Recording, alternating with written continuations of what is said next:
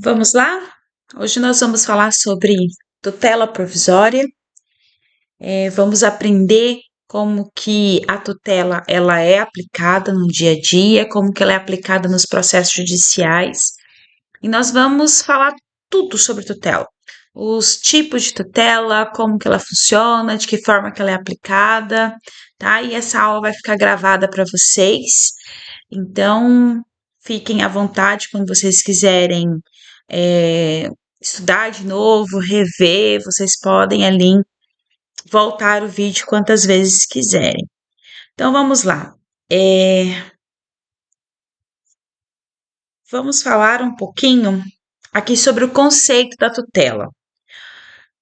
Na verdade, o Código de Processo Civil, ele não traz ali, ele não formula ali nos seus conceitos, nos seus artigos, perdão, o conceito do que vem a ser uma tutela provisória. Mas o nome ele é bem autossugestivo. Quando a gente fala de tutela, a gente fala de proteção, né? Então, tutela é um sinônimo de proteção. Quando a gente fala de provisória, é algo que vai ser momentâneo, é algo que vai ser por determinado período de tempo, não é algo permanente. Então, é uma proteção provisória, é uma proteção que não vai ser de toda forma para sempre, né? Então, ela vai ter ali um tempo em que ela vai ser é, deferida, em que ela vai ser ali determinado tempo, por determinado tempo utilizada. Então, é uma proteção provisória, uma tutela provisória. E quem que vai conceder essa tutela? É o Estado.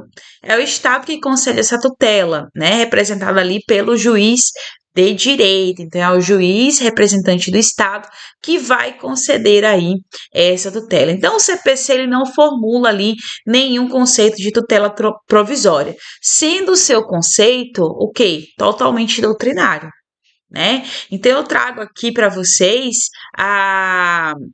o conceito de Marcos Vinícius Rios Gonçalves, que é um conceito bem didático, é um conceito que a gente consegue entender com muita facilidade. Então ele fala assim, ó, tutela provisória é a tutela diferenciada emitida em cognição superficial, né? Por que a gente diz que a tutela é de cognição superficial? Porque a tutela ela é precária, né? Então ela é superficial.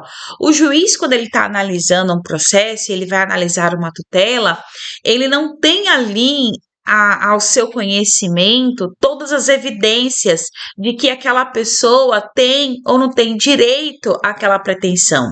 Até porque ele só vai decidir a pretensão na sentença. Então, quando uma pessoa ela entra com pedido de tutela, as provas elas são muito superficiais, né? Tanto que a gente vai aprender que para que a gente possa entrar com pedido de tutela tem que ter alguns requisitos. Se esses requisitos não forem obedecidos, a tutela não vai ser deferida. Então, é uma cognição superficial e tem caráter provisório. Por quê? Porque ela pode ser derrubada, ela pode ser revogada a qualquer momento. Então, ela tem sim um caráter provisório no momento em que nós estamos ali dirimindo um processo judicial. Por isso que é interessante, quando a gente faz uma petição inicial com pedido de tutela, a gente nos pedidos tem que pedir que essa tutela, se deferida, ela se torne o quê? Definitiva na hora da prolação da sentença. Então, a gente sempre tem que fazer esse pedido de definição da tutela no provimento final, que é no momento da sentença, tá? Então, a tutela provisória, repetindo aqui o que o doutrinador disse, é uma tutela diferenciada, emitida em cognição superficial, em caráter provisório, que satisfaz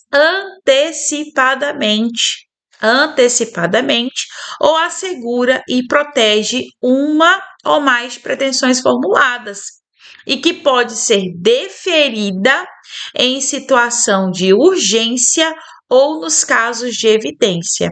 Quando nós falamos de tutela de urgência e tutela de evidência, são espécies de tutela, né? Então, tutela é um gênero E aí nós temos ali as espécies de tutelas, que são as tutelas de urgência e as tutelas de evidência, que nós vamos aprender no decorrer da aula.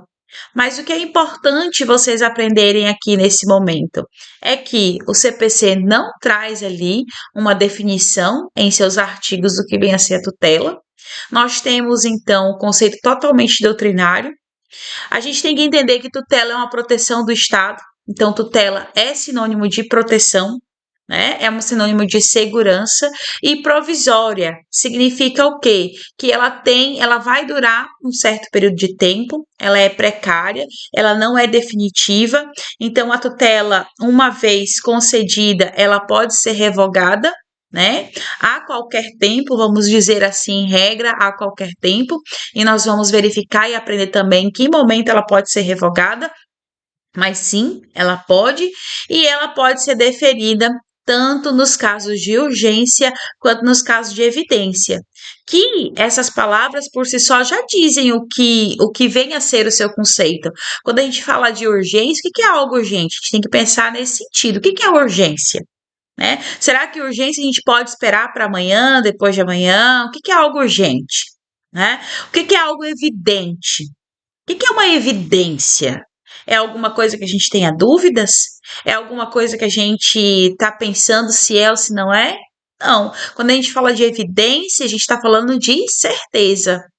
Então, a gente tem uma proteção que o Estado tem que fornecer de forma urgente, ou a gente tem uma proteção que o Estado deve fornecer, por quê? Porque aquele direito ele é evidente, porque a gente tem uma evidência clara de que aquela pessoa que esteja pedindo a proteção do Estado tenha o seu direito ali, esteja tendo o seu direito violado, e aí vai apresentar formas evidentes de que há um direito violado e que essa pessoa tem um direito de proteção de Estado. Então, a gente já consegue entender mais ou menos como que funciona a tutela provisória, né?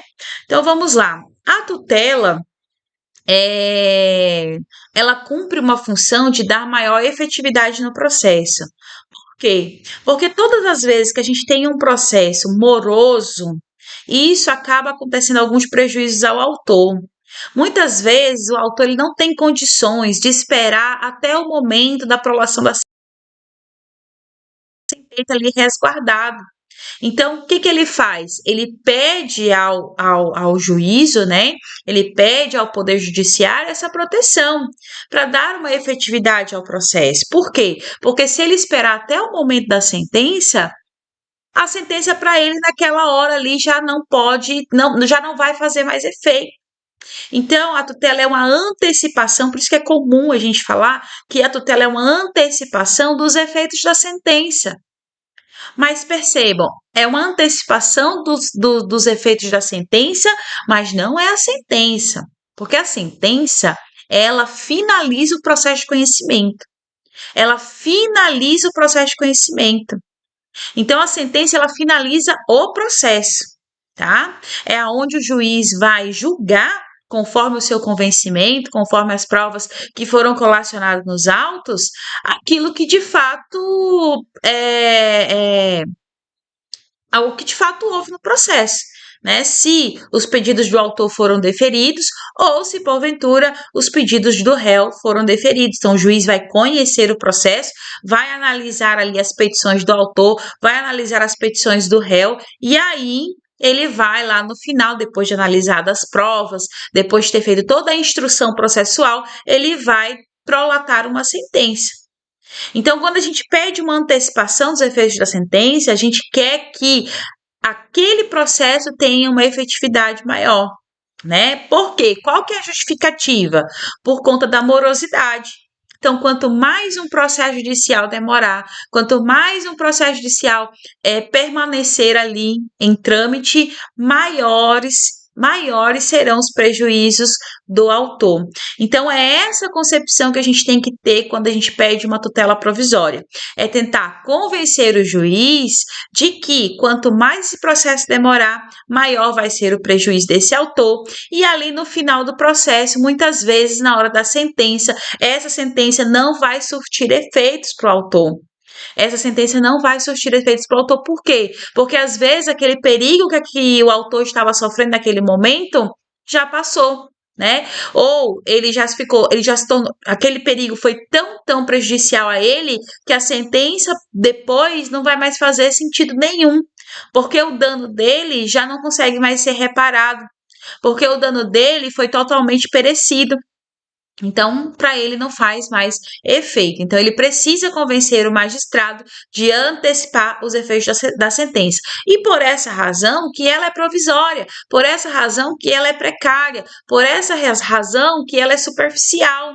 Por quê? Porque na hora que o réu for ali apresentar a sua contestação, na hora que o réu for dizer ali o seu contraditório e apresentar as suas provas, se valendo-se ele da ampla defesa, o juiz ele vai ter sim condições de analisar se aquela tutela concedida ela deve permanecer ou não.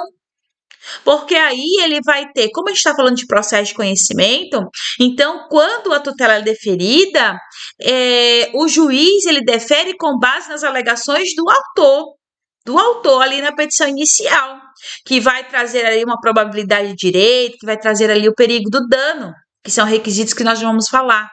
Mas ele só vai analisar ouvindo o autor. Aí, quando o réu ele traz na sua contestação, nas suas petições, a sua versão dos fatos, o contraditório e a ampla defesa, o juiz ele pode analisar agora com mais clareza se essa antecipação da tutela ela deve continuar até a sentença e lá na sentença ele torná-la definitiva ou se essa tutela deve cair, né? Deve ser revogada. Então, mas a gente tem que ter consciência do quê? Que um dos motivos para a concessão da tutela é justamente a morosidade ali que pode causar um certo prejuízo ao autor. E a tutela ela pode ser classificada, pode não, ela é classificada de algumas formas. A gente pode classificar quanto à natureza, a gente pode classificar quanto à fundamentação e a gente pode classificar quanto ao momento, né? Então, como a natureza, conforme a natureza, como que pode ser classificada a tutela? De forma antecipada ou de forma cautelar. Quanto à fundamentação, a gente pode ter uma tutela de urgência ou uma tutela de evidência. E quanto ao momento, nós podemos ter uma tutela antecedente e uma tutela incidental. Então, são conceitos muito fáceis que a gente vai conseguir entender e vamos dar alguns exemplos aqui para que vocês possam conseguir visualizar como que essa tutela, na prática, ela funciona. Mas é muito tranquilo, a gente sempre tem que levar em consideração que o direito é lógico e a gente tem que usar a literalidade das palavras ao nosso favor, né? Quanto à natureza, o que é uma cautelar? O que é uma cautela? Né? Então, qual que é o significado de cautela? Né? Qual que é o significado de cautelar? Então, a gente já tem que começar a pensar isso. O que é antecipada? Coisa antecipada. Aí a gente pode pensar, mas nossa, isso é tão óbvio, antecipada é tão óbvio, cautelar é tão óbvio. Mas não tem nada de anormal, é isso mesmo. Quando a gente fala de antecipada, quando a gente fala de cautela, quando a gente fala de urgência, evidência, antecedente e incidental, é o próprio significado da palavra, só que a gente vai adaptar esse significado da palavra no processo, né? Quando a gente diz assim, conforme a natureza, que a tutela provisória ela vai ser de forma antecipada, a gente está querendo dizer o quê? Que antecipe os efeitos da sentença. Eu não acabei de falar para vocês aqui que a tutela ela tem ali o condão de antecipar os efeitos da sentença? Então, antecipada. Então, tutela provisória quanto à natureza de forma antecipada é justamente uma natureza o quê? Satisfativa. É satisfazer o autor no curso do processo. É satisfazer o autor praticamente ali no início do processo. Então, a gente quer ali uma natureza satisfativa, a gente quer que o juiz antecipe os efeitos da sentença. Porque se o juiz não antecipa os efeitos da sentença, nós só vamos ter ali uma decisão sobre a nossa pretensão, a pretensão do autor, no final do processo, ali na aprovação da sentença, né? Quando a gente fala de tutela provisória de natureza cautelar, nós não queremos que o juiz defira nada. Nós não queremos que o juiz antecipe os pedidos, né? Não queremos. A antecipada, nós sim, nós vamos querer que o juiz antecipe os efeitos da sentença. Na cautelar, nós não vamos pedir para que o juiz defira nada, né? A gente vai pedir uma natureza de proteção. Então, enquanto a tutela provisória antecipada ela é satisfativa, a tutela provisória cautelar ela é protetiva, assecuratória, né? Nós vamos pedir para que o juiz preserve um direito do autor.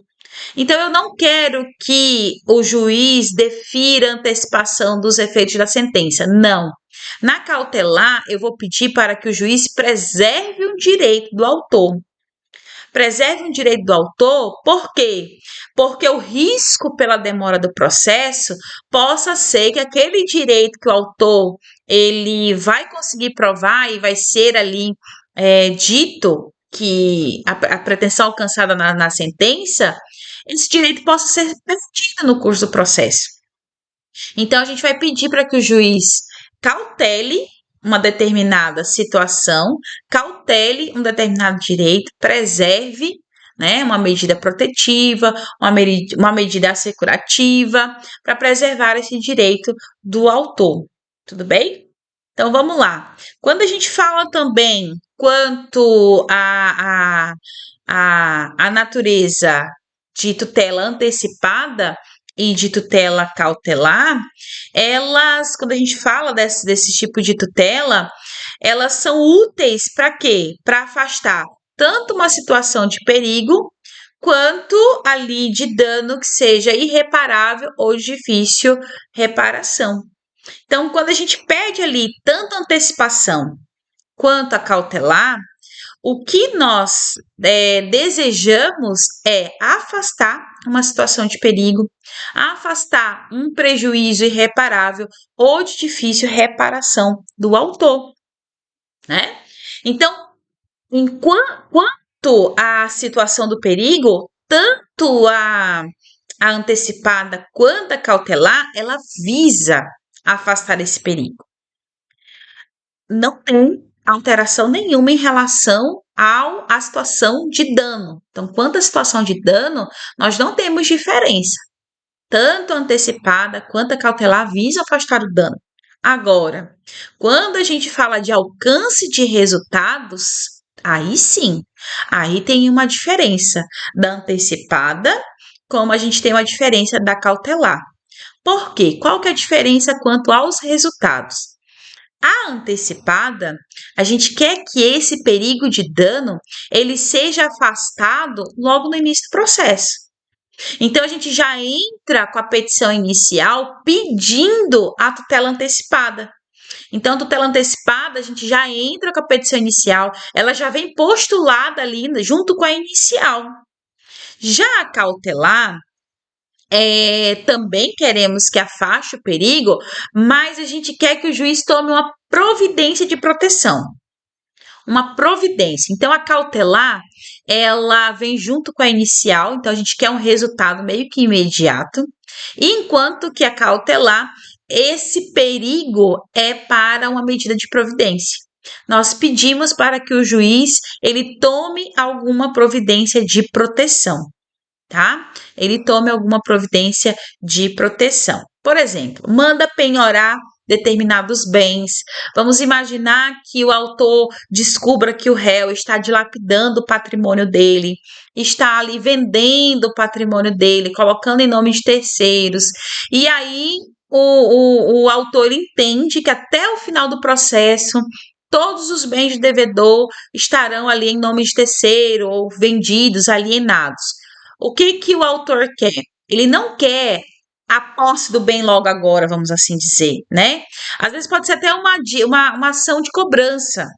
Então, pode ser até uma ação de cobrança. Então, ele não quer ali o bloqueio imediato ali do, do réu, né? Mas ele pede assim, quando ele percebe, vamos imaginar, ele percebe ali que o réu ele está se desfazendo do seu patrimônio, passando por nome de terceiro, ele entra com a medida cautelar. Ele entra com a tutela cautelar e vai falar para o juiz: Ei, excelência, o réu ali está vendendo seu patrimônio. Então, pode ser que no final do processo, na sentença, quando for determinado que ele deve pagar para o autor X reais, talvez ele não tenha mais patrimônio, talvez ele não tenha mais dinheiro para pagar. Então, ó, faz ali uma penhora, coloca ali uma indisponibilidade, vamos usar esse termo, coloca ali indisponível esse bem do réu para que ele não possa alienar, para que ele não possa vender. Percebam, o autor ele não tem interesse no bem, né? Ele quer apenas que o direito dele seja resguardado no que tange ao valor, no caso da ação de cobrança. Então, o réu ele quer receber o dinheiro. O dinheiro. Então, se o réu não, o autor, perdão, o autor ele quer receber o dinheiro. Então, tem 10 mil reais ali que o réu deve para o autor. E aí, no curso do processo, o autor percebe que o réu anda dilapidando patrimônio, vendendo, alienando, doando, enfim, fazendo qualquer coisa. E o autor, percebendo essa manobra do réu, pede para o juiz tornar indisponível aquele determinado bem, né? Uma providência de proteção.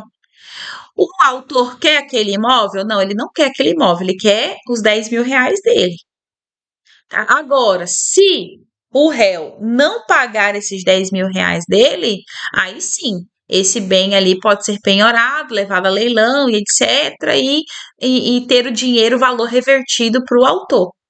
Aí tudo bem, tá? Mas a cautelar não é a pretensão em si.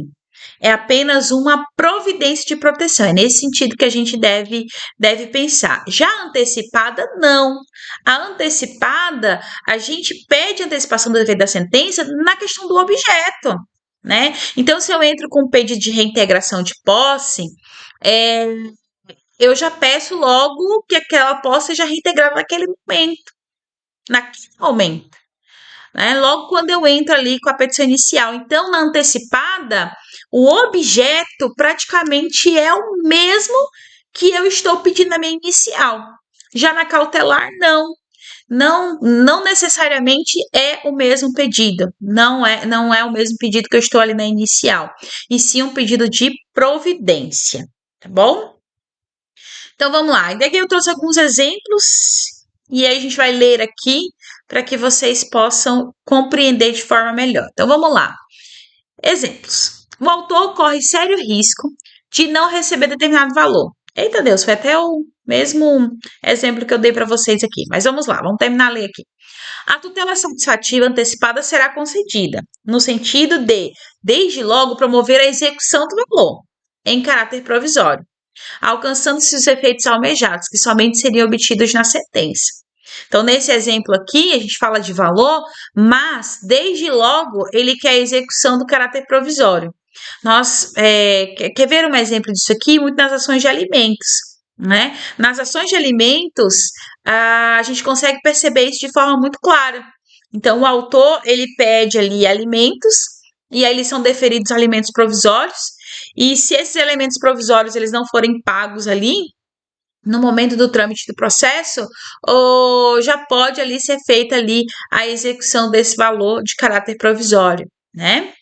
E na cautelar, o autor pode arrestar os bens do devedor, preservando-se nas mãos de um depositário, para quando no momento da sentença condenatória transitada em julgado, poder executar a quantia que lhe é devida. Então, acho que conseguimos aí fazer essa distinção aí de uma tutela antecipada para uma tutela cautelar, tá? Vamos lá. Uma observação aqui importante. Tanto a tutela satisfativa, que é a tutela antecipada, Quanto a cautelar, que é uma tutela preventiva, protetiva, na verdade, né? Protetiva, deve manter correspondência com a proteção de final, mas de formas diferentes, né? Como eu expliquei, a antecipada por conceder antes aquilo que só seria concedido no final. Então, eu quero antecipar os efeitos da sentença. Então, vai ser concedido lá na sentença? Vai, mas eu quero antecipar esses efeitos. Então, eu peço uma tutela provisória antecipada. A cautelar, por determinar providências que não satisfazem a pretensão, não satisfaz a pretensão, mas viabiliza que quando isso ocorrer, ou seja, lá no momento da sentença, os efeitos decorrentes do provimento ainda sejam úteis para o credor. Né? Então, a gente pede ali uma disponibilidade do bem, a gente pede ali uma proteção, uma segurança de que quando o autor tiver que satisfazer, né, tem ali bens assegurados, protegidos, que possa ali utilizar, se valer do credor. O credor possa se valer desses bens indisponibilizados pelo juiz em favor dele, né? Então vamos lá. Então, quanto à natureza, nós temos a antecipada e nós temos a cautelar. E quanto à fundamentação? Enquanto a fundamentação também é muito fácil. O juiz ele pode conceder uma tutela no caráter de urgência e no caráter de evidência. Então, a tutela pode ser concedida tanto no caráter de urgência quanto no caráter de evidência. Quando a gente fala de tutela de urgência, nós estamos falando lá do artigo 300 do Código do Processo Civil, né? Ali no caput do CPC. Então, o que é uma tutela provisória de urgência? É quando o autor ele demonstra uma probabilidade de direito. Então, ele tem um direito que está sendo violado e ele evidencia de uma forma muito clara que esse direito está sendo violado e que esse direito deve ser preservado. Então, ele tem sim uma probabilidade de direito. E ele também tem um perigo do dano. Quando a gente fala de probabilidade, a gente tem que tentar colocar na cabeça do juiz uma dúvida. Será que esse autor tem direito? Então, se a gente conseguir plantar uma dúvida na cabeça do magistrado, provavelmente essa tutela vai ser deferida. Por quê? Porque eu tenho que levar elementos que evidenciem probabilidade, não a certeza. Porque se eu trago uma certeza, praticamente já tenho uma sentença, né? Por quê? Uma probabilidade de direito por quê? Porque, assim, o juiz, o magistrado, ele não ouviu o réu ainda. Então, você vai levar evidências de que sim, aquele autor, aquela pessoa tem um direito, tem uma probabilidade. Possa ser sim que tenha direito. E o perigo do dano, né? O perigo do dano ou o risco ao resultado útil do processo. Então, a gente tem que mostrar que o autor ele tem um dano ali que ele possa sofrer, um dano irreparável ou de difícil reparação.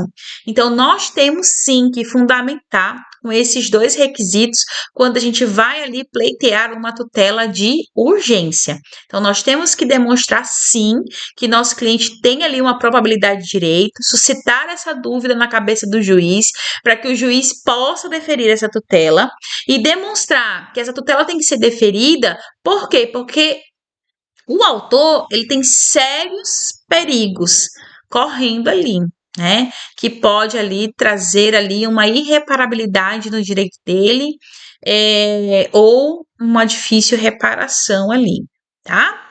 Então a gente conhece esses requisitos como fumus boniuris, que a gente chama de fumaça do bom direito, né? Que é essa probabilidade do direito naquela situação, e o periculum in mora, né, que é o perigo da demora, que é o risco ali do litigante, que o litigante poderá sofrer, ou seja, o dano irreparável ou de difícil reparação. Professora, é obrigatório na tutela provisória de urgência demonstrar esses dois requisitos? Sim, é o que diz o artigo 300 caput do CPC. Não tem como pedir uma tutela de urgência sem demonstrar esses requisitos.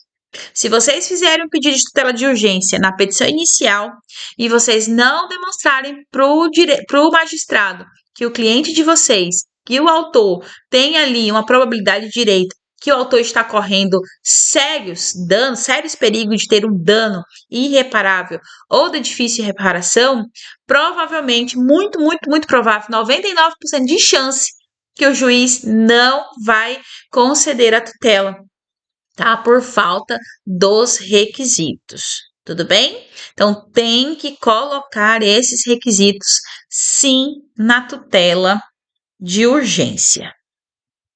Já na tutela de evidência, a tutela de evidência, o nome já diz, é evidente. Então, é evidente que naquela situação o juiz deve conceder a tutela. É evidente que naquela situação o juiz deve conceder a tutela. Logo, a tutela de evidência ela sempre vai ser satisfativa. Sempre vai ser satisfativa. Por quê? O próprio legislador ele já definiu em quais situações o juiz vai considerar tutela. Então já tem essa definição.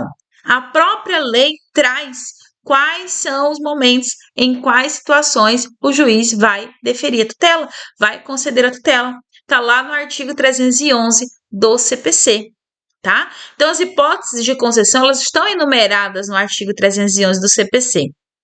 Então, nós temos lá no inciso 1. Vamos fazer a leitura aqui dos incisos para que vocês possam ali visualizar com mais atenção. Ó, inciso 1. Ficar caracterizado o abuso do direito de defesa ou o manifesto propósito protelatório da parte. Então, quando fica caracterizado o abuso do direito da defesa, quando fica caracterizado que há sim um propósito de protelar aquele processo pela parte adversa, podemos pedir uma tutela de evidência, tá? Então, fica essa situação aí. 2. As alegações de fato puderem ser comprovadas apenas documentalmente e houver tese firmada em julgamento de casos repetitivos ou em súmula vinculante. Então, esse inciso 2, ele já é bem autodidático ali. Então, quando as alegações, de fato, elas puderem ser comprovadas apenas por documentos e já tiveram uma tese firmada, no caso de julgamento de ações repetitivas, que são aquelas ações em sede de repercussão geral, ou se já tiveram uma súmula vinculante falando sobre aquele determinado tema. Então, já entra logo com a tutela de evidência. Então, já foi discutida ali pelo tribunal, pelo Poder Judiciário, já foi discutida pelos tribunais superiores aquela situação. Pronto, vai ter ali a concessão da tutela de evidência. Por quê? Porque as alegações, elas somente serão comprovadas de forma documental. Já tem ali uma tese firmada sobre esse entendimento e também tem uma súmula vinculante sobre determinado tema. Pronto, você vai entrar com pedido de tutela de evidência. 3. Se tratar de pedido repersecutório fundado em prova documental, adequada do contrato de depósito, caso em que será decretada a ordem de entrega do objeto custodiado sob combinação de multa, né? Então, esse também é bem autodidático. Então, se a gente tem ali um contrato de depósito e esse contrato de depósito, ele tiver ali a ordem de decretação do objeto, da entrega do objeto custodiado naquele determinado momento, e esse objeto não foi entregue, esse objeto ali não foi entregue para a parte, né? Claro que ali você pode entrar com uma tutela provisória de evidência, pedindo que esse objeto seja entregue, né? Pedindo que esse objeto seja entregue sob pena de multa, né? Beleza. A petição inicial for instruída com prova documental, suficiente dos fatos constitutivos do direito do autor a que o réu não opõe a prova capaz de gerar dúvida razoável. Aqui, nesse caso, a gente não tem a probabilidade do direito, é que a gente tem a certeza do direito. Tem a certeza. E aí, quando você vai entrar com pedido de tutela de evidência, no caso do inciso 4, as provas que você vai colocar na tua petição inicial, ela tem que ser tão eficazes ao ponto de que o réu seja incapaz de produzir prova contrária, né? E nem gerar nenhum tipo de dúvida. Então, assim, o réu ele não pode opor prova capaz de gerar dúvida razoável, porque ele não tem condições, porque é tão evidente aquele direito, aquele documento, ele é tão evidente que não tem como o réu gerar uma prova capaz, né? Por exemplo, numa ação vamos colocar numa ação de despejo. Numa ação de despejo, a gente entra com pedido de tutela de evidência.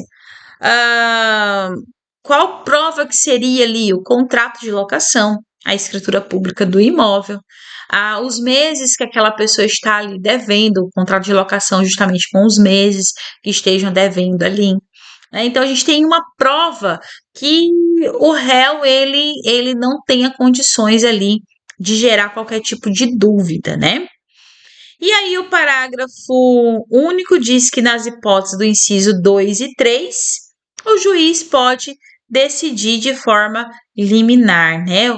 Dos 2 e 3. Pode decidir de forma liminar. Ok, vamos lá. Ainda aqui falando sobre tutela provisória de evidência.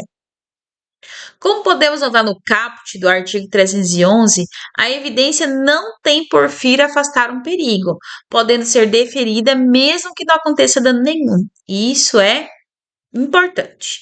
A tutela de urgência, ela tem um perigo de dano. A tutela cautelar, ela também tem um perigo de dano, tá? A gente só tem ali a diferença quanto aos seus resultados, mas o dano, ele é ali visível. Já na tutela de evidência, nós não temos perigo de dano. Não existe o perigo de dano. Por quê? Porque aquele direito, como nós fizemos a leitura ali, dos incisos, é um direito que o próprio legislador, ele já colocou essas situações, né? Então, já tem as situações e não tem nenhum tipo de perigo, né? Ela não tem, por fim, afastar nenhum perigo. Então, ela vai ser deferida mesmo que não tiver nenhum tipo de dano. Então, basta apenas a pessoa, o autor, comprovar alguma daquelas situações do caput dos incisos, do artigo 311, que o juiz poderá ali conceder a tutela de evidência. Por essa razão, a tutela de evidência, ela sempre vai ser de forma incidental. Ela nunca vai acontecer de forma antecedente. E a gente já vai entender o que é a diferença de incidente e antecedente. Mas gravem agora na cabecinha de vocês que a tutela de evidência, ela jamais poderá ser antecedente. Ela sempre vai ser de forma incidental. Agora, a tutela de urgência, ela tanto pode ser incidental, quanto ela pode ser antecedente. E a gente já vai entender a diferença do que é um incidente e do que é uma antecedente, tá?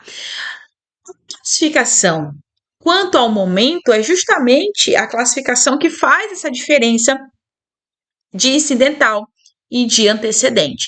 Quando a gente fala que a tutela provisória ela tem caráter incidental, significa que o processo ele já foi ajuizado.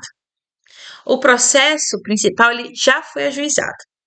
E a gente vai querer a medida, ou seja, a tutela, no bojo do processo, tá? No bojo do processo. Se porventura ali apresentar uma situação de urgência ou nos casos da evidência do artigo 311. Então, o próprio legislador, ele diz ali, né, que no caso da tutela de evidência, ela sempre vai ser de natureza incidental. Por quê? Porque vai ser pedida no curso do processo, né, no bojo do processo. Já a tutela provisória de caráter antecedente é aquela que se pede antes do pedido principal. Então, eu peço a tutela provisória antecedente antes de ingressar com o pedido principal, tá? Então, eu peço a tutela antecedente antes de entrar com o pedido principal. E depois é que eu entro com o pedido principal. Depois de 15 dias ali, a gente pode entrar com o pedido principal. Então, por que então? Vamos aqui explicar com mais detalhes. Por que que a tutela de evidência ela só pode ser incidental? Por quê? Porque ela vem junto com o processo principal. Então, quando a gente pede a tutela de evidência, nós estamos pedindo junto com a petição inicial. Nós vamos pedir junto com a petição inicial. Quando eu falo de tutela provisória antecedente, eu peço a tutela antes do pedido principal, tá? Então, eu peço a tutela, depois eu vou pedir ali, fazer o pedido principal, tá? Ou, ao menos, antes que ela tenha sido apresentada com a argumentação completa. Então, vamos imaginar um exemplo. Vamos imaginar que eu preciso de uma cirurgia urgente. Urgente. E ali eu não tenho ali alguns documentos, eu não tenho ali como provar o indeferimento do pedido pelo plano de saúde, vamos colocar ali o plano de saúde. Eu preciso urgentemente dessa cirurgia. Eu entro com a tutela provisória antecedente, de urgência antecedente. Significa o quê? Eu pedi para o juiz para fazer aquela cirurgia. Depois eu vou complementar essas informações. Depois vou pedir ali um ressarcimento de dano moral. Depois vou pedir um ressarcimento porventura de dano material. Depois eu vou apresentar ali uma argumentação mais completa. Mas eu peço uma tutela provisória de forma antecedente, porque a urgência é tão grande que eu não consigo apresentar todos os meus pedidos. Então, eu faço o pedido antecedente e depois, no prazo de até 15 dias, eu faço a complementação, eu formulo o pedido principal, né? Isso que é de forma antecedente. E já na evidência eu não tenho essa situação. Na evidência eu já faço o pedido junto com a petição inicial, tá? Então vamos lá. Esse slide aqui, eu acho que ele não deveria estar aqui, ele deveria estar lá em cima, mas tudo bem. Mas nós vamos falar aqui. Acho que foi na hora de manusear aqui os slides que ele veio aqui para o finalzinho. Então vamos, mas vale a pena. Vamos lá. Ó, tutela provisória então é um gênero. E aí nós temos duas espécies. Nós temos a tutela de urgência, que é uma espécie, e nós temos a tutela de evidência, que também é uma espécie. Tá? Então, a gente tem tutela provisória, é um gênero. Aí nós temos a urgência, que é uma espécie, e a de evidência, que é uma espécie. A tutela de urgência, nós podemos dividi-la em cautelar e dividi-la em antecipada.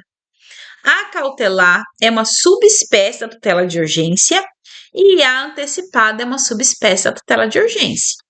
E nós temos a antecedente e a incidental, que pode ser aplicada tanto na cautelar quanto na antecipada, que vai depender ali do momento ali em que esse pedido ele é apresentado. Então, o que é uma tutela de urgência? É uma tutela que eu não posso esperar para amanhã. Tem que ser urgente. O que é uma cautelar? Uma tutela de urgência cautelar é uma tutela que eu tenho um perigo de dano, porque tanto a cautelar quanto a antecipada a gente tem um perigo de dano. Então, a cautelar eu também tenho um dano, mas o que eu estou pedindo não é a antecipação dos efeitos da sentença, e sim eu estou pedindo uma providência. eu estou pedindo uma segurança, eu estou pedindo uma providência, tá? Uma proteção de que o Estado tome uma determinada atitude em relação ao devedor. Já na tutela antecipada, tutela de urgência antecipada, eu vou pedir essa antecipação dos efeitos da sentença, tá? Então, ela é totalmente ligada à pretensão, ao objeto principal. Então, eu vou pedir ali a antecipação dos efeitos da sentença. A cautelar pode ser antecedente? Pode ser antecedente. Eu posso entrar com a pedido antecedente e depois entro com pedido cautelar. Não tem problema. Ou seja, eu entro com um pedido ali do perigo, demonstro o perigo para o magistrado e depois eu posso complementar as informações. Tenho 15 dias ali para aditar essas informações e colocar no processo a providência que eu quero, né? A antecipada é a mesma coisa. Eu posso pedir ela de maneira antecedente. Eu peço para que o juiz antecipe os efeitos da tutela de forma antecedente e depois eu complemento as informações. Depois eu faço uma petição com o pedido principal, com o processo principal. A tutela antecipada, ela também pode ser antecedente, também pode ser incidental, também pode ser incidental, ou seja, no curso do processo. Então, no curso do processo, a gente pode pedir uma cautelar? Pode, de forma incidental. Então, eu estou ali, peço uma tutela cautelar. Não teve dano. E aí, há um dano no meio do processo, né? Um perigo, uma urgência no meio do processo. Posso pedir uma incidental. Numa tutela antecipada, posso pedir incidental? Sim, posso pedir incidental, que é no meio do processo, tá? Então, pode ser feito esses pedidos. E na tutela de evidência? Na tutela de evidência, nós só temos o caráter incidental. Nós não temos o caráter antecedente, tá? Por quê? Porque na tutela de evidência, necessariamente, o pedido da tutela tem que ser junto com o processo principal no início. Então, a gente já entra com o pedido de tutela de evidência junto com a ação principal. Eu não tenho como separar os momentos do pedido. Tudo bem? Conseguiram compreender isso daí? Espero que sim, espero que sim. Então, vamos lá. Características de tutelas provisórias e liminares. Vamos entender ali um pouquinho a diferença de liminar e de tutela provisória.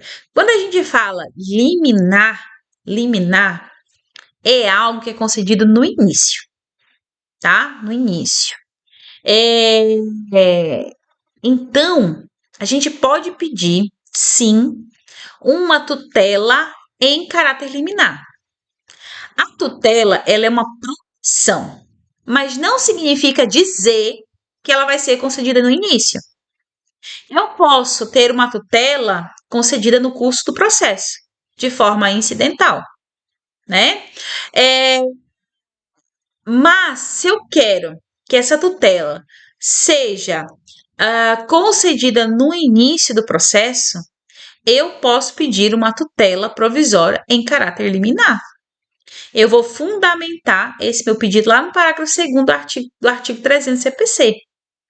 E se eu quiser também uma liminar na tutela de evidência, eu vou fundamentar lá no parágrafo único do artigo 311. Então, eu posso pedir uma tutela provisória com caráter liminar? Posso. O que é liminar, professora? É aquilo que eu quero que seja concedido no início.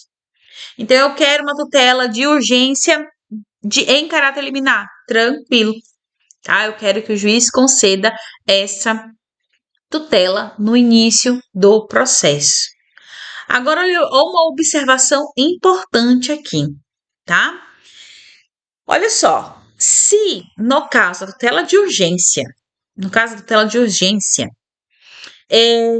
a liminar, ela pode sim ser deferida em caráter antecedente, ou seja, antes do pedido principal, antes da petição inicial.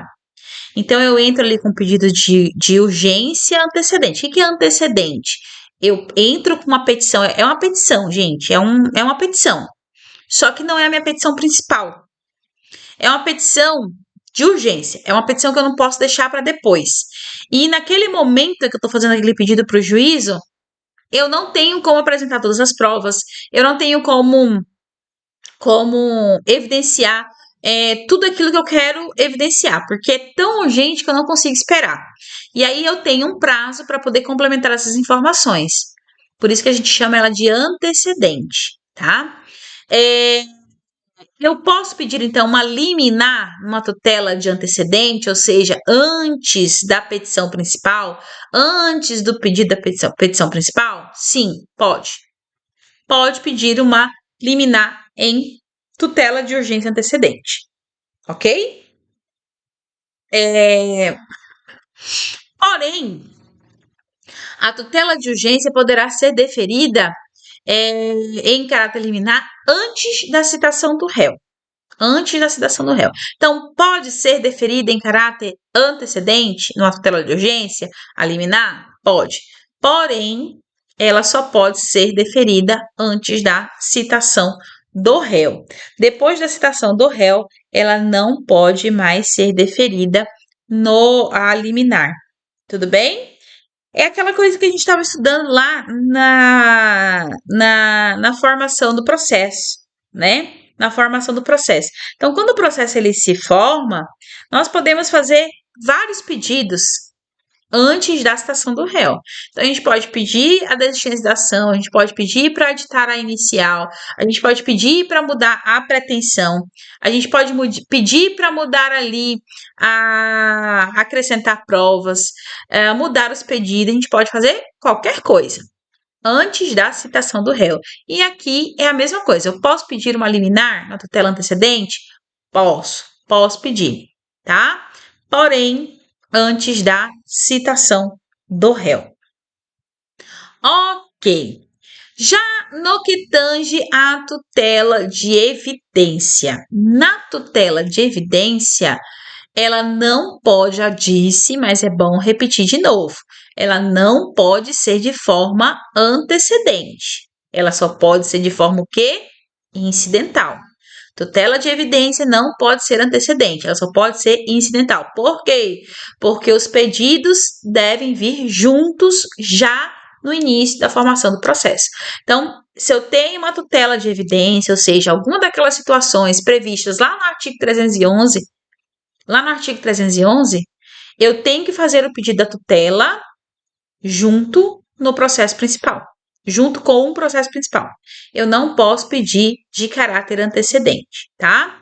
Porém, nas hipóteses do inciso 2 e 3, nós podemos fazer ali com pedido liminar, ou seja, que seja deferida no início do processo.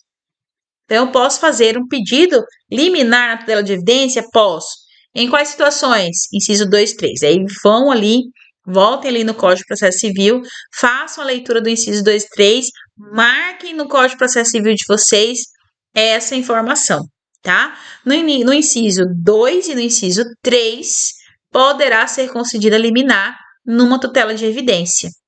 Tudo bem? Ou seja, que seja deferida no início do processo.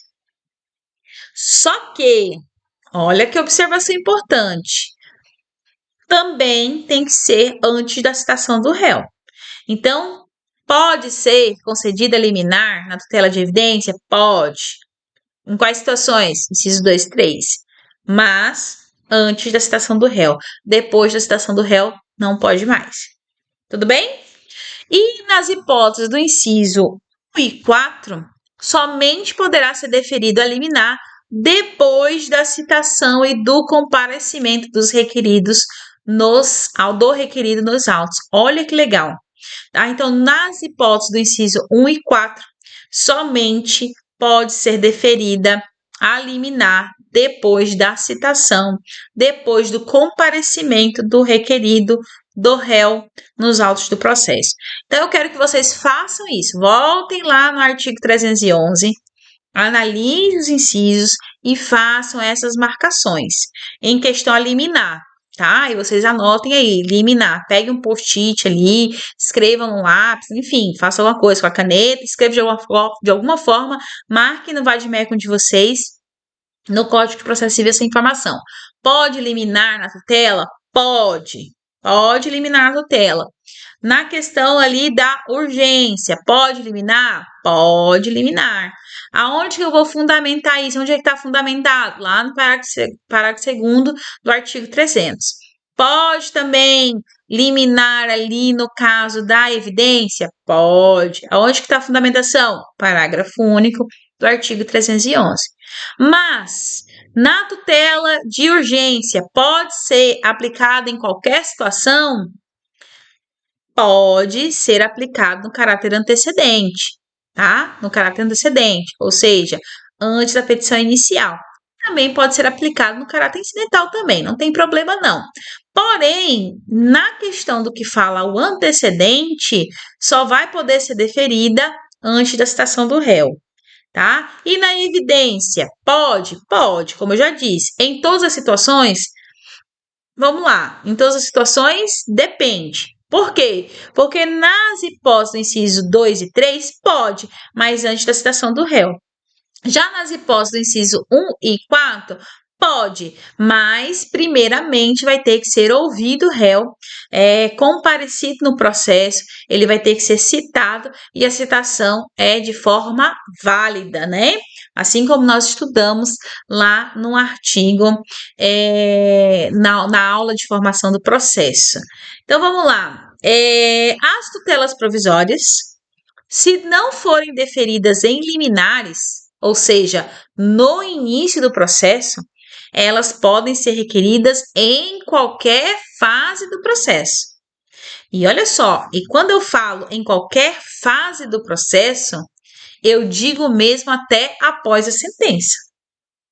Até após a sentença. Professor, então em fase de recurso eu posso pedir uma tutela? Pode pedir uma tutela, tá? Pode pedir uma tutela. Então, até o trânsito em julgado, nós podemos fazer pedidos de tutelas. Tudo bem? Até o trânsito em julgado pode ser feito o pedido de tutela, se elas não forem deferidas ali em sede liminar, tá? Ou seja, no início do processo.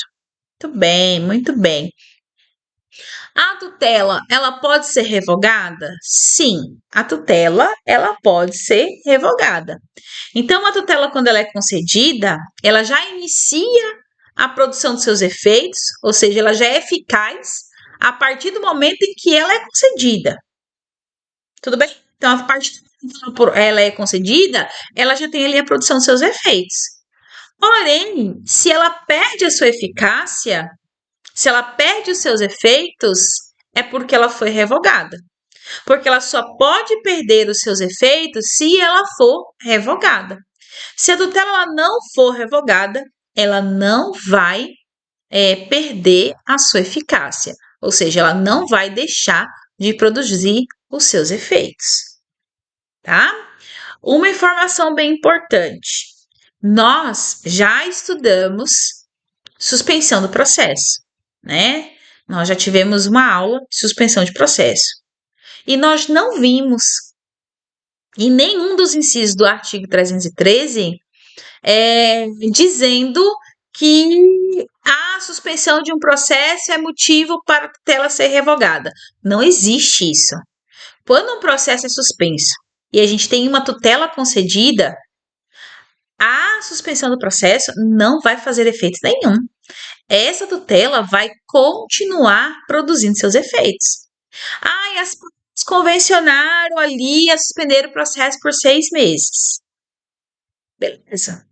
Mas a tutela, ela vai produzir os seus efeitos, vai continuar produzindo seus efeitos.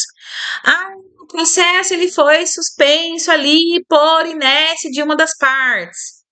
Não tem problema. A sentença não vai, a tutela não vai deixar de produzir seus efeitos. Então, todas aquelas situações, aqueles incisos que nós aprendemos lá no artigo 313, que fala da suspensão do processo, em nenhum daqueles incisos nós aprendemos ou nós vimos falar que a tutela iria perder o seu efeito na situação X. Não existe. Tá? Então, a suspensão do processo, repito, não é motivo suficiente para que a tutela seja revogada. A revogação da tutela, ela vai vir com uma decisão judicial. Ela vai vir com decisão judicial. Então, se na decisão judicial vir falando que aquela tutela foi revogada, aí pouco importa se o processo está suspenso ou se está suspenso, aí pouco importa. Pouco importa. Tudo bem? A única coisa que eu quero que vocês coloquem na cabecinha de vocês é isso aí. Que, o processo está suspenso, revoga. Vai que eu pergunto isso daí na prova. O processo está suspenso. A tutela vai ser revogada, já que o processo está suspenso? Não, não vai ser revogada. Agora, se tiver uma decisão judicial, mesmo na suspensão do processo, aí sim, mas é uma decisão judicial, né? E é isso que diz ali o parágrafo único do artigo 296 do CPC. Tudo bem? Se ela pode ser dada quando aparecer nos autos fatos novos ou novas circunstâncias que façam com que o juiz tenha uma outra visão do direito e conclua que a tutela não tem mais motivo de existir. Aí pode sim uma revogação, uma decisão judicial revogando a tutela. Informação, característica importante sobre a revogação da tutela é que ela não depende do requerimento das partes, né? Então o juiz ele pode revogar de ofício. Isso é legal. Então ele pode revogar de ofício aquela tutela concedida. É isso que diz o artigo 296. E por último, uma informação super interessante é que a fase recursal, ela também não é motivo para a revogação da tutela, tá? Porque, galera, a tutela não tem caráter suspensivo. A gente sabe que lá na fase recursal, a gente tem os caráteres dos recursos. A gente tem o caráter devolutivo, caráter suspensivo, translativo, etc. Tem alguns efeitos os recursos. Porém, no que tange à tutela, ela não tem caráter suspensivo, então seu efeito sempre vai ser devolutivo. Ou seja, ela não vai perder os seus efeitos. Então, entrei com recurso, os efeitos da tutela não subsistem mais. Errado. Vai subsistir sim os efeitos da tutela. Tudo bem?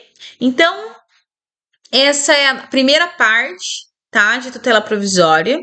A gente vai ter uma aula da segunda parte de tutela provisória, que a gente vai detalhar de forma mais prática a tutela, para que vocês possam tirar todas as dúvidas de vocês. Mas, inicialmente, eu quero que vocês tenham esse conhecimento da tutela, leiam bastante o artigo 300 e o artigo 311, que é de suma importância nessa primeira parte para que vocês possam aprender aqui. Mas também façam a leitura ali do artigo 296. Na verdade, vocês fazendo a leitura do artigo 296 até o artigo 311, vocês vão aprender tudo que pode ter ali de tutela, tá? Mas na próxima aula nós vamos falar um pouquinho mais sobre tutela e amarrar ali o conhecimento para que não possa ter nenhum tipo de dúvidas. Tudo bem? Então eu espero que vocês tenham gostado dessa primeira parte e até a nossa segunda aula, a segunda parte.